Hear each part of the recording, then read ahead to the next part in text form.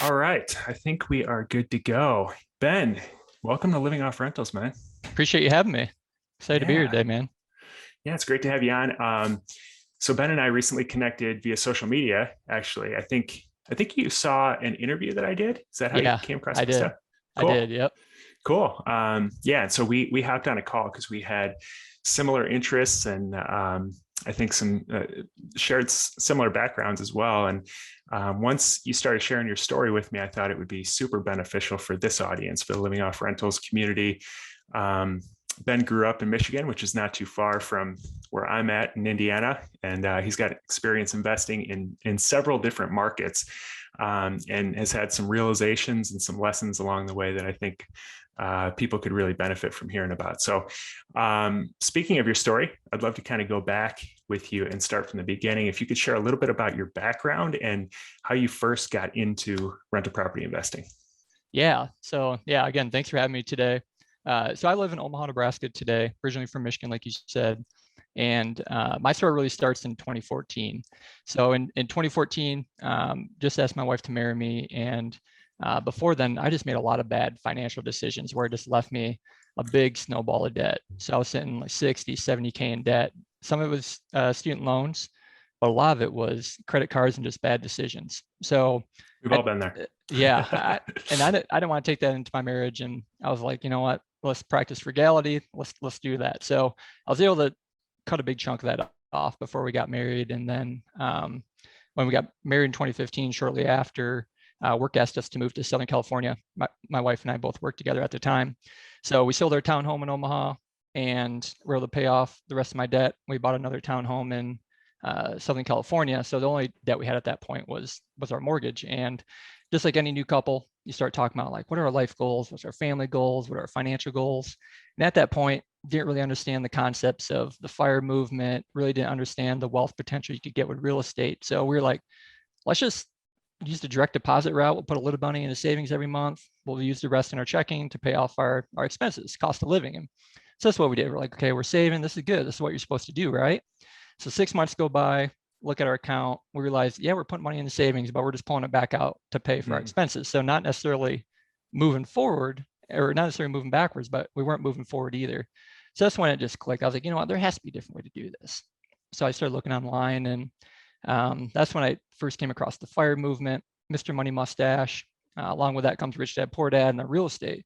And once I learned about the real estate stuff, it just clicked for me. I was like, this is it. It just made sense. Just like how the stock market makes sense for some people, real estate was the avenue for me that just made sense. So we knew we were going to be moving back to Omaha in a couple of years. So we're like, let's just use this time to educate. So I essentially turned my car into a university on wheels. I was on the road a lot. So listened to every podcast and audiobook I could on the FIRE movement, real estate.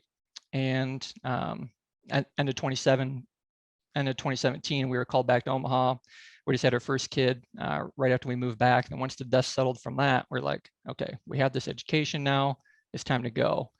And my thought process through all that was, let's go as big as we can go right off the bat. Let's find out Mm. really quick if we like it and if this works. So we end up buying this 6 unit apartment building. Can we Right. pause real quick before Yeah. we get into the first deal there? Can Yeah. you mentioned the FIRE movement a couple times? Can you explain what the FIRE movement is?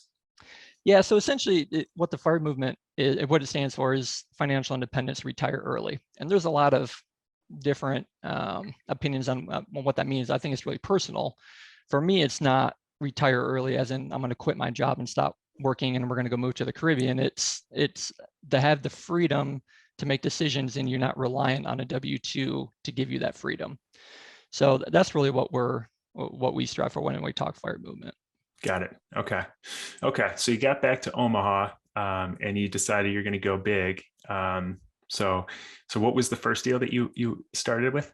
Yeah, so we bought a 6 unit apartment building right on this main corner in Omaha. It's this old historic district. So it was a great opportunity because it was probably about 2 or 3 blocks from where we lived. So I could walk over there, and really it not having much hands-on experience, just book experience, it was a great learning opportunity for us because, like I tell others, is that it gave us 6 different opportunities to learn all under one roof, Hmm. because we rehabbed each unit, um, and turned over the guests or turned over the tenants that we had there. but also gave us the opportunity to experiment with short-term rentals. Because in Omaha, you have the College World Series, which is 2 weeks, and then you have the Berkshire Days, which not sure what they're doing with that still, but it's a great opportunity to create some good cash. So once we did that and we did the short terms, we just love the hospitality aspect, creating that positive experience for our guests, and that's when we were really hooked, and we're like, okay, we're going to keep going. This is the way we want to go. So that was kind of our kickoff point. Cool.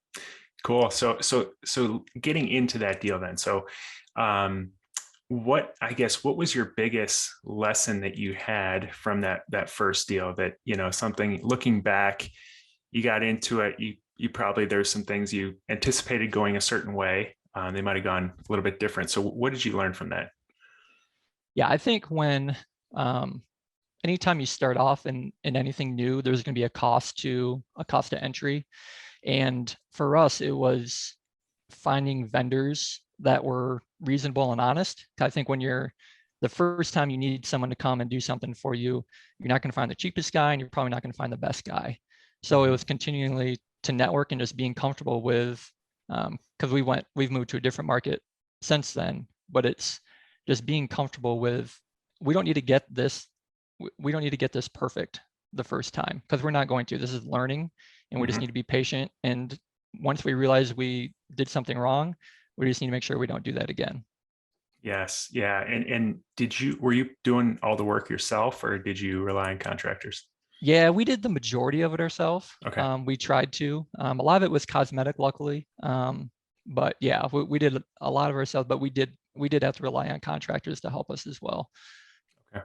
And you said you were really attracted to the short-term rentals. You had some that were long-term, some that were short-term. What was the difference in terms of, I guess, your return, and then your enjoyment level, or why did you like the short-term units better than the long-term?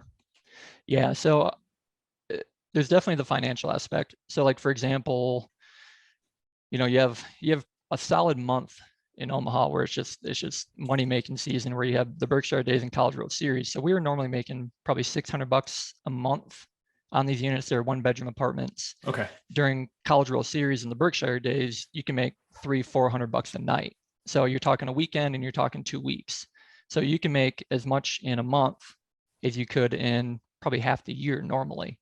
So, and then we also learned that there's, you're like, okay, is that it? But then you learn, okay, there's people traveling nurses, a lot of students, there's universities. So the season just doesn't end. So from the money side, we definitely learned that was definitely appealing. But then from, like you were talking about, kind of the downfall of that was it takes a lot more time. So the management side, you're on your phone a lot, doing messaging, working with cleaners. My wife was going over there doing a lot of the cleaning too. So, we just learned that, yeah, there's a positive side to it, but there's also a time side you're going to have to invest if you're going to do it all yourself. Yeah. Yeah. And what's the price point for something like that rents long-term rents for $600 a unit for a 6-unit?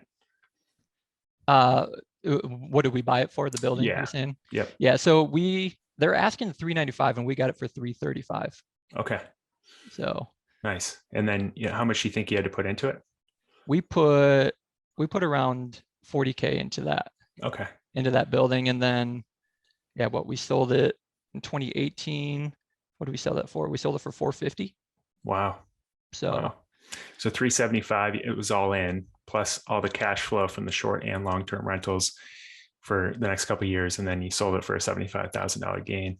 Right. Yeah. And that's what's nice about multifamily and short-term rentals, is that it does help to boost the gross revenue. So when you're looking at it from a cap rate perspective, you can elevate that sum to an extent, because inspectors these days really haven't, or the appraisers these days haven't really caught up to the short-term market yet. So there's still some gray area with that, but advertising it that way, it's easy for an investor to see the opportunity there. Yeah, that's a great point.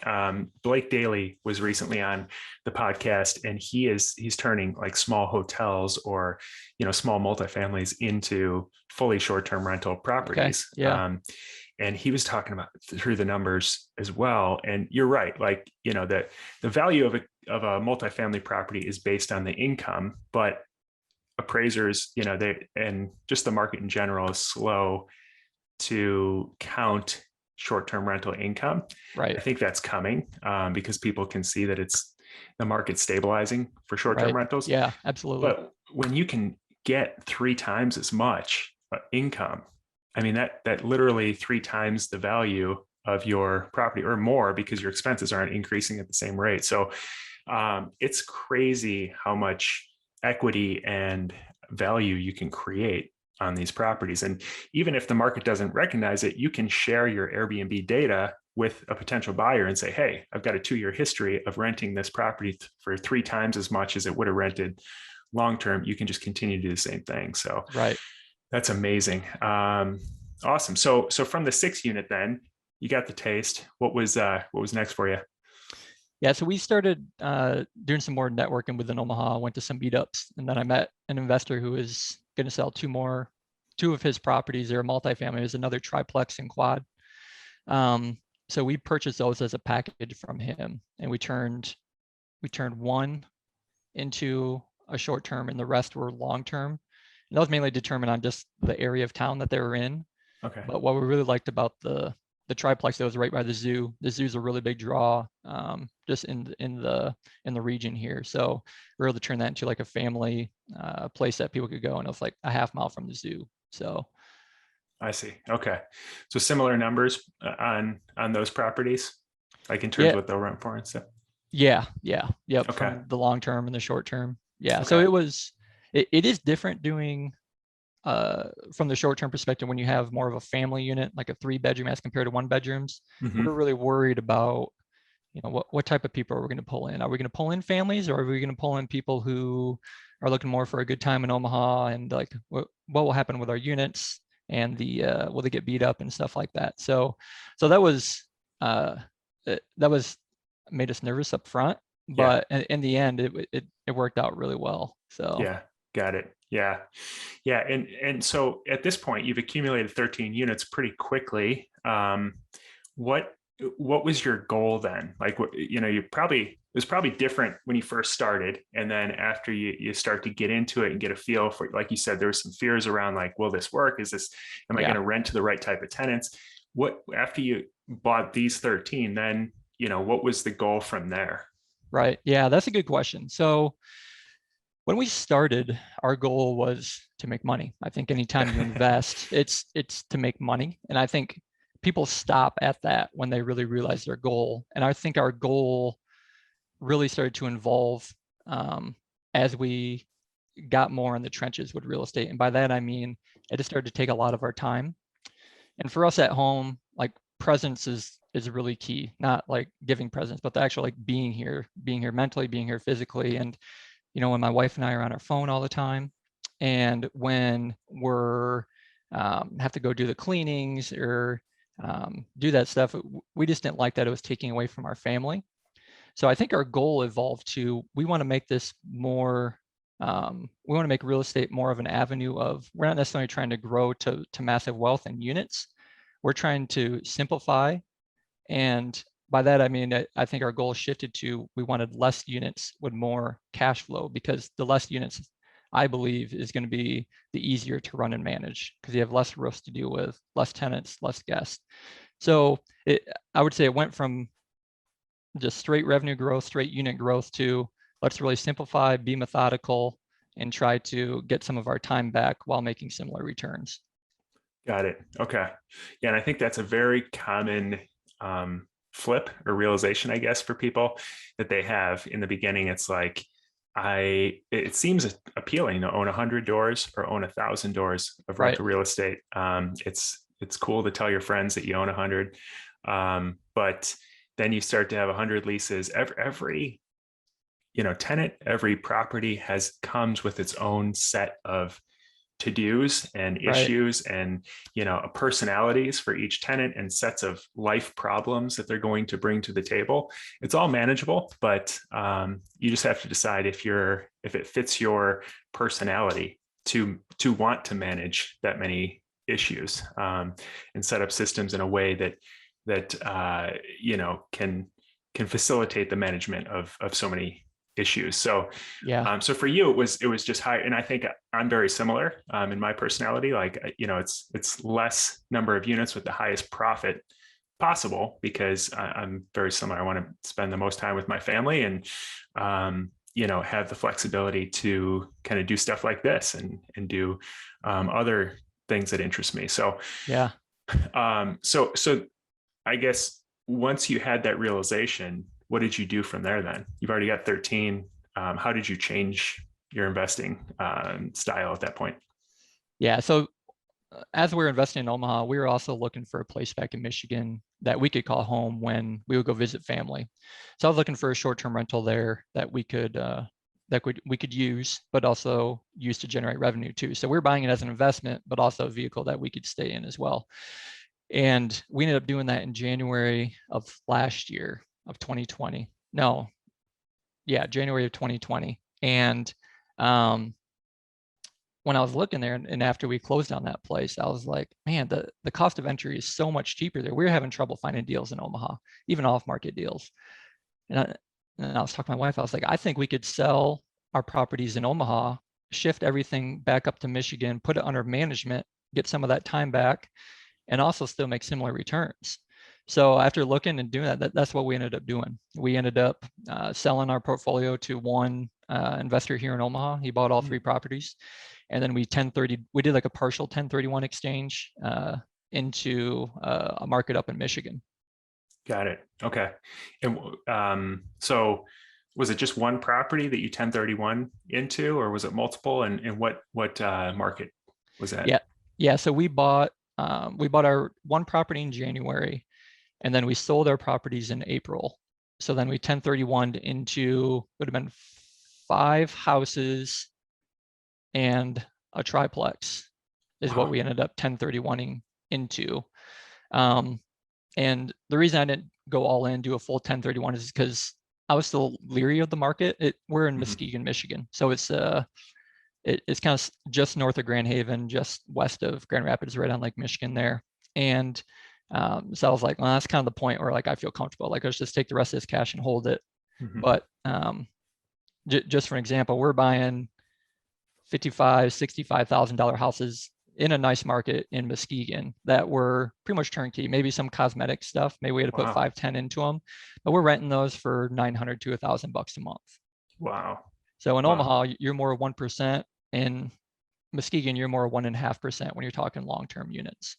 Got it. Okay. Yeah.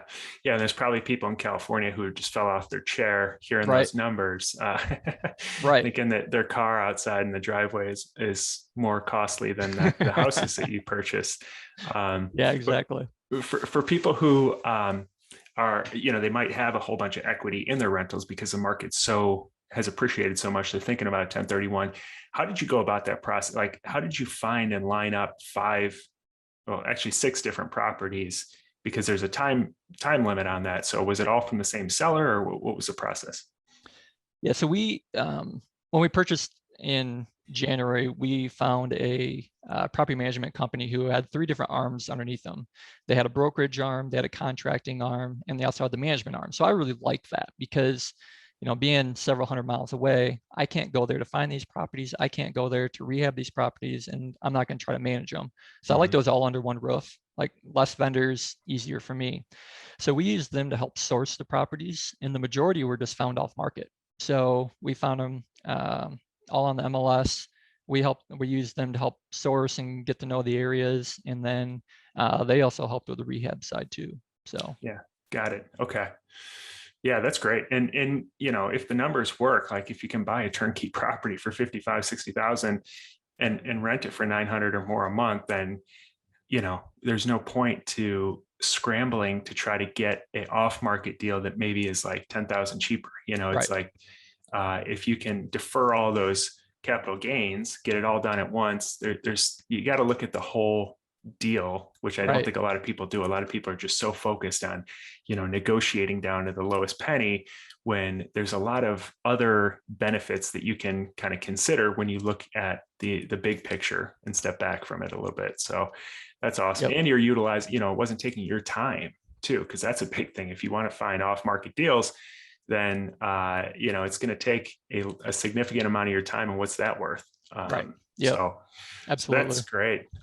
So how are those perform? So you said those are all long term. Have you thought about turning any of those into short term, or are you happy with them being long term rents? Yeah, those ones will most likely keep as long-term rentals, mainly just due to where they're located in Muskegon. There is a triplex in a neighborhood that we have there that I'm considering turning to long-term.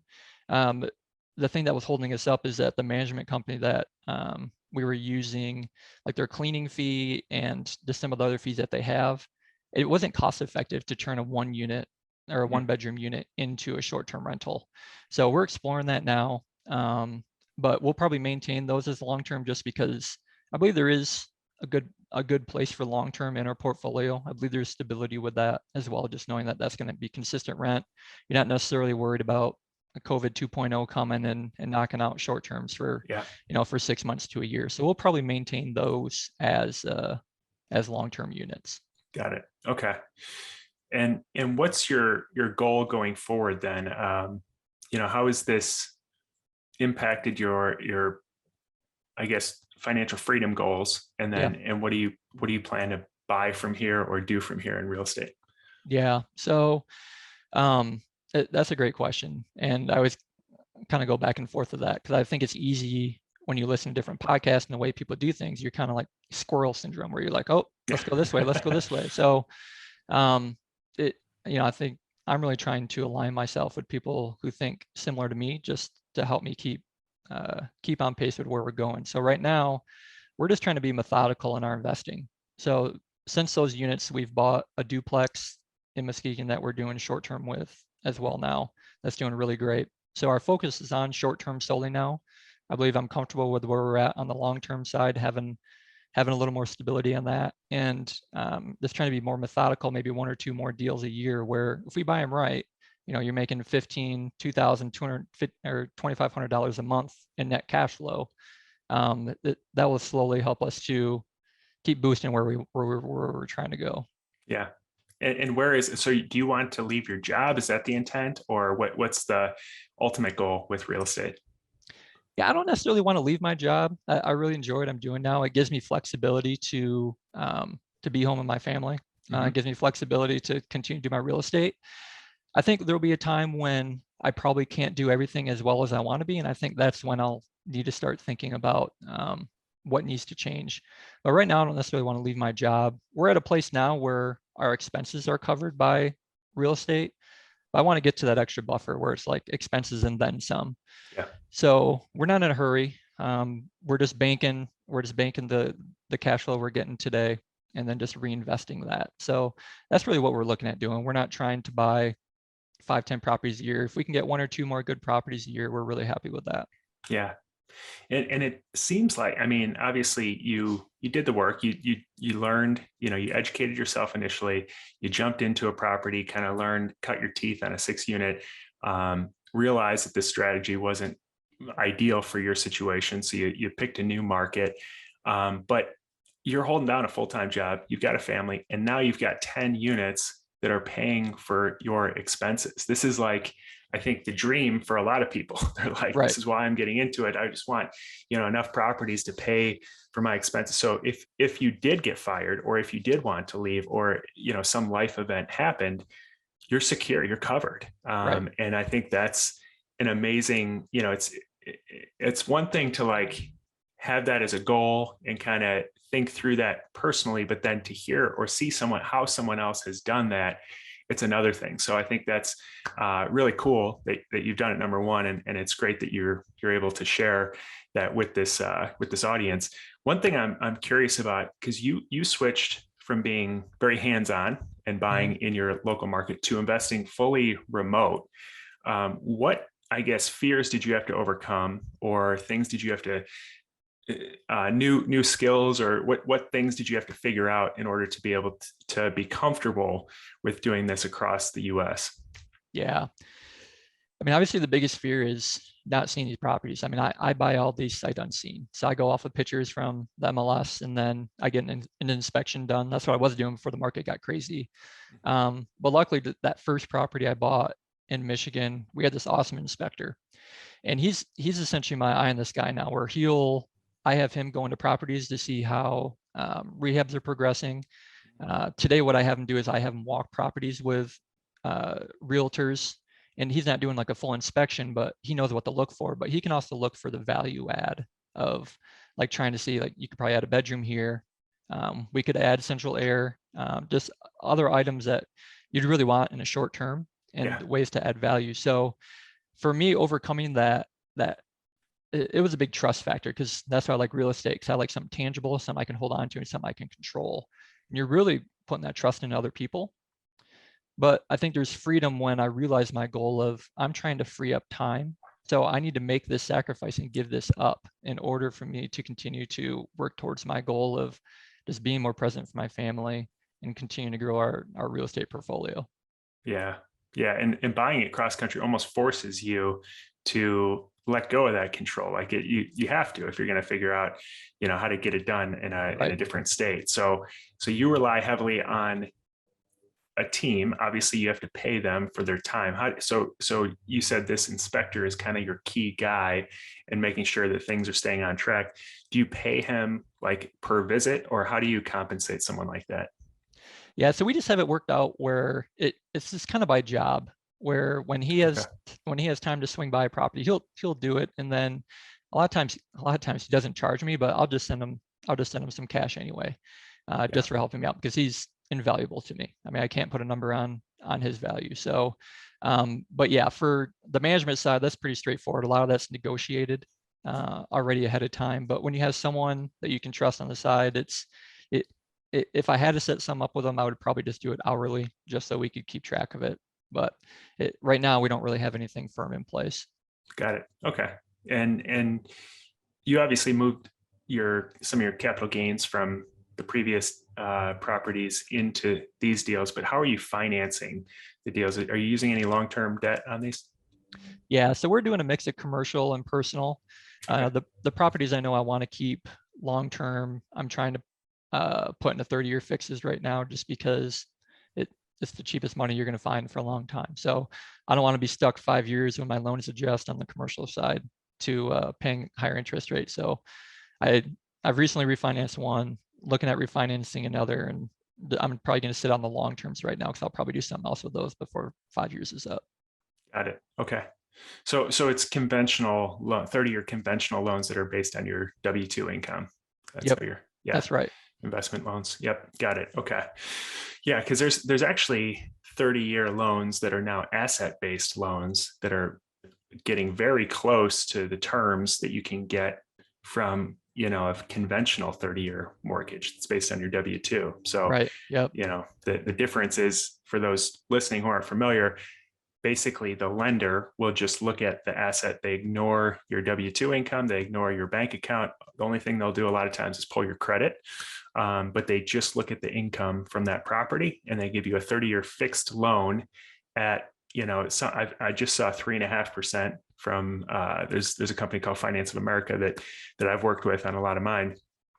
And they're down to 3.5% for, if you have a decent credit score, which is crazy. I mean, it's a Yeah. point higher, 1% higher than you can get on a 30-year fixed mortgage, which is at record lows Right. on the conventional side. So it's crazy, the financing that is available on these. So I was curious how you did it. Yeah. That's interesting. Yeah, I think that's smart. If you have a W-2 job, using conventional finance is always going to be the best financing that's available. So that's a great way to do it. Yeah. And I'll add to that, where if you're looking at doing short-term rentals, even if you have a W-2, a lot of times that doesn't mean much, because banks view short-term rentals as extremely risky, especially when you talk Fannie Mae, Freddie Mac. They're just not a big fan. So a lot of times you need a proven income for your short-term rental before if you want to put it in your personal name. So that's why going the route Kirby was talking about, if you can go the commercial route and put it into a 30-year fix with someone like Finance of America, and you want to do short-term, that would be the first place I would go, as compared to going to a local bank and trying to put it in your personal name. Yeah. It's a good point. And so walk me through, I'd love to hear for you. I'm always curious what different investors consider to be deals, because it is very different for different people. So you kind of talk through the numbers of what you have purchased. What, like if your person in Muskegon, your company that you're working with brought you a deal tomorrow, like what would you say, yes, I want to move forward with this deal for? Yeah, so I've kind of played with that criteria probably over the last year once I've seen the potential of the short terms that we had there. Mm-hmm. I don't think there's a perfect formula. I mean, this is just one that works for me, but I look at two things mainly, and that's equity left in the deal and then cash flow based off of equity I have left in the deal. So what I like to see is $150 a month cash flow for every $10,000 I have left in the deal. Hmm. So it's kind of clunky, but the way I see it is, my money doesn't grow on trees. It's not something that I just have a ton of this money flowing in that I can continue to reinvest. So I need to be very methodical on how I use my money. So if I'm making it, and if I want to look at an asset that's $200,000 for $100,000 or $100,000, I need to be able to compare them apples to apples. So by just looking at the percent of equity left in the deal and the cash flow I can get off that, that's really what I base my criteria off of in that market. Got it. Okay. That makes sense. And with short-term rentals, that should be really easy to do. I mean, 150 cash flow per 10,000. I mean, if you're buying, especially if you're buying a lower cost property, that should open up a lot of deals for you. So that's pretty cool. Awesome. What's been your biggest lesson learned or advice, I guess, that you might have for someone when you look back across all the lessons that I'm sure there's lots of them, but what was the biggest thing that you're like, man, if I could do that over again, it would speed up my progress much more?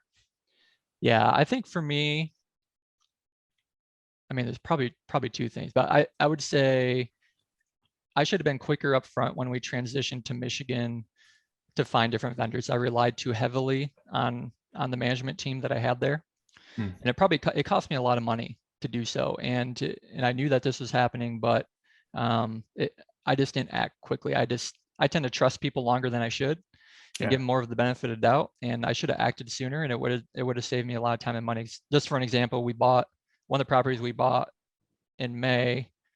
We were just doing like a cosmetic flip on it, basically rehab, and then we are going to rent it out. I mean, we didn't get that done until October, Hmm. and it's just cosmetic. I mean, there's no reason that it should have took that long. Yeah. So I should have been quicker to make changes earlier. And I think when you're long distance, you tend to rely on people a lot more and trust people more because you don't have another option. But I think it's important that you trust yourself and you take the time to go find some other options, backup options, just to keep stuff moving along. Yeah.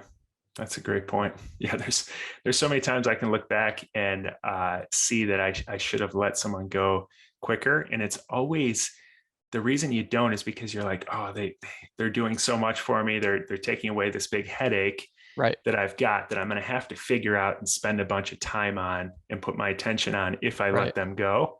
But looking back, then they cause way more problems usually than that issue would have been to just solve had you let them go the Absolutely. right way. So I think that hiring slow and firing fast it plays in really well in these situations. So it really does. Yeah. yeah, awesome. Well, I mean, there's so many great nuggets in that story and what you shared here. So I really appreciate you coming on. If people want to hear more about your story, connect with you, maybe they're also in the Muskegon area around there, what's the best way to reach out to you? I would say email. I'll just give my personal email and we can put it in the show notes, but it's just my first name, ben.klenk@gmail, KLENK@gmail. So yeah, I'd love to help out any way I can. So awesome. Well, thanks again, Ben. It's been a pleasure. Yeah, thanks, Kirby. Take care.